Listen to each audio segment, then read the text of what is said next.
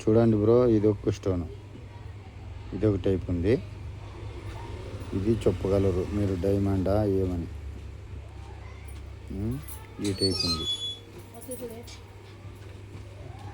చూసి మీరు నాకు కామెంట్ చేసి చెప్పండి బ్రో, ఏం స్టోన్ అనేది మీరు చెప్తే నాకే కొంత సంతోషం అవుతుంది. ఏమో నా అదృష్టం రాయి డైమండ్ అయితే కింద సంతోషమే. డైమండ్ అనేది ఏమనేది తెలియదు నాకు. చూడండి, చూసి నాకు ఇది ఏం స్టోన్ అనేది చెప్పండి. చూడి, ఓ ఫుల్ బ్రైట్నెస్ బాగా కనిపిస్తుంది. ఓ మెరుస్తుంది రాయి బాగా. చూడండి,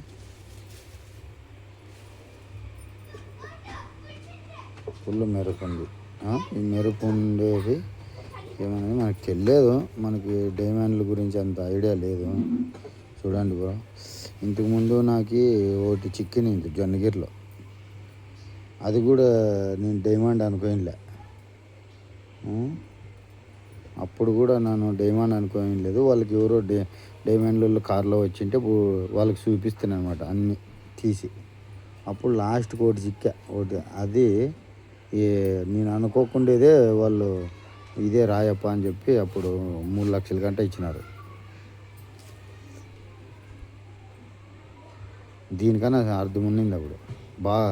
అంటే ఒక తర ఇది లారీలు పారాడితే ఇనుము ముక్క ఎట్లా పీసు పడిపోయింటుందో అట్లుండే. అది నేనేమనుకున్నాను, ఇనుము పీస్ ఏమో అని అనుకున్నా. ఇనుము పీస్ కాదు అది.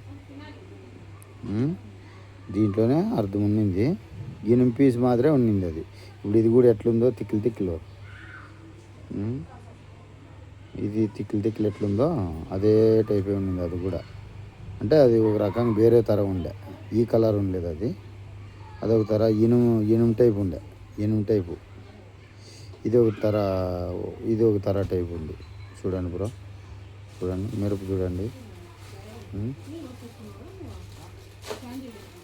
ఓకేనా బ్రో, చూసి కామెంట్ చేసి చెప్పండి బ్రో.